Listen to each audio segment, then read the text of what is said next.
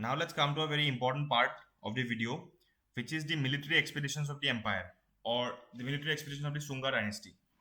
So the first account that we have is from the Yuga Puran, which describes an attack in the capital city, or obviously the capital city at the time of the Shungas were Patliputra.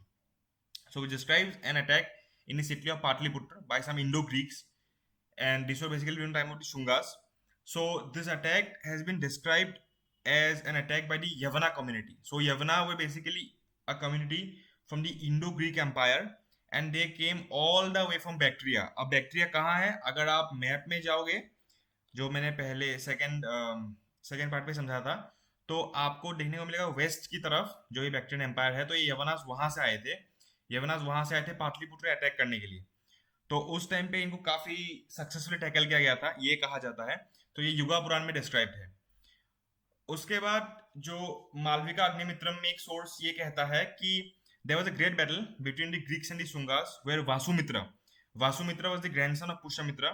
So he defeated, ये मतलब मालविका अग्निमित्रम के according है, ये अभी तक इसके बारे में कोई हिस्टोरिकल प्रूफ ऐसा मिला नहीं है, कि Vasumitra defeated the Greek squadron with a handful of 100 soldiers only. काफी ये ब्रेव फैक्ट माना जाता है कि उन्होंने एक इतनी स्ट्रॉन्ग ग्रीक फोर्स को with little less much less size of army के साथ डिफीट कर दिया था। एंड इस बैटल के बाद पुष्यमित्र शुंगा ने अश्वमेध यज्ञ जो है वो कंप्लीट किया था, to mark his occasion, to mark the victory. उन्होंने अश्वमेध यज्ञ करवाया था basically.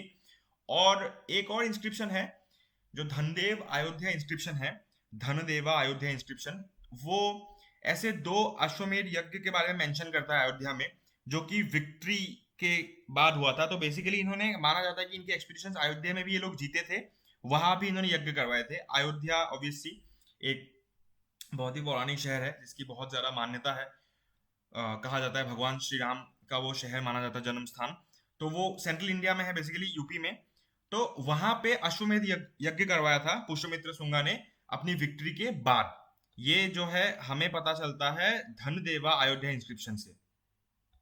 We'll be moving towards the end part of the empire and we'll start with the decline of the empire.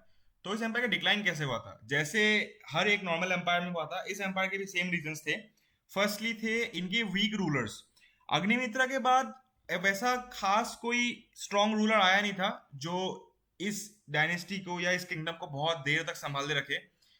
तो उसके बाद ऐसे जो 10 किंग्स थे, से बस 2 या 3 ही किंग्स अच्छे थे, बाकी काफी वीक रूलर्स थे जो उनके टेरिटरीज भी नहीं संभाल पाए। एंड इसका ही एक मेन रीजन था कि सेंट्रल और नॉर्थ इंडिया में जो छोटे छोटे स्मॉल किंगडम्स थे वो रिबल करने लगे, और उन्होंने धीरे धीरे शुंगा डायनेस्टी की सुप्रीमेसी एक्सेप्ट करना बंद कर दिया। वो उन्होंने रिबल किया, वो जीते, और वो बाद बाद में इंडिपेंडेंट किंगडम्स बन गए।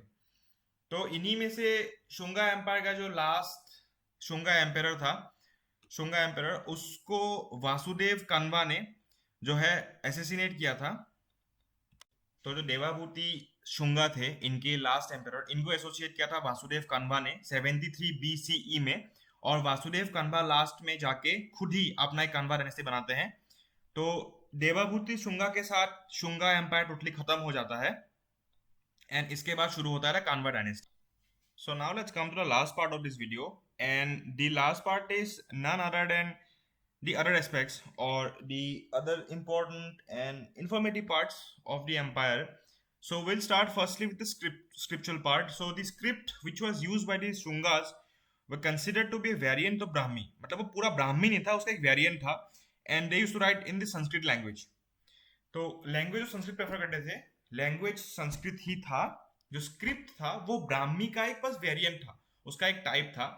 And the Shungan art was basically influenced by the Persian art form, Mauryan या मगधन नहीं। तो द पर्शियन आर्ट फॉर्म ने काफी ज्यादा इन्फ्लुएंस किया था शुंगास को।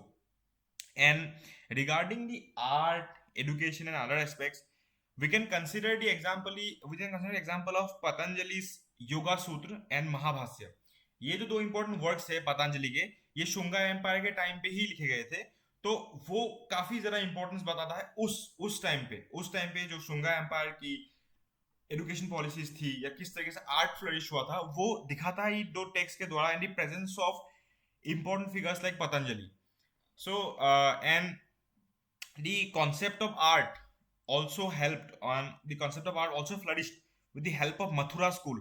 जो मथुरा स्कूल एस्टेब्लिश हुआ था उस टाइम पे, उसने आर्ट को एक अलग दिशा दी, एक नया होप दिया to break from the earlier cycles and move forward.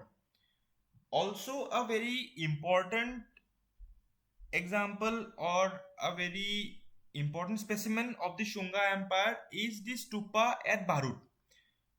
जो बारूद में जो स्तूपा है, बारूद अगर आप देखोगे तो जैसे ये सबसे जो पहले जब मैंने मैप के बारे में जब मैंने मैप पोर्ट्रे किया था तो उसमें जो बारूद वाला रीजन था वहां पे इन्होंने एक स्तूपा बनाया था. And the Bharhut remains are the best specimens of the sculpture and article arts of the Shungan period. तो ये पे यहाँ पे एक एपिग्राफ लिखा हुआ है उसके गेटवे पे. तो वो एपिग्राफ ये बताता है कि वो शुंगन एम्पायर के टाइम पे बनाया गया था. So it is also a very, very, very important part if we consider the sculptural projects that took place in the Shungan period. So regarding the last part, this was it, and I hope you all liked the video. If you all did, just hit the like button. If you haven't subscribed, please subscribe to my channel. Keep sharing this video, and thank you everyone for showing so much love. Thank you.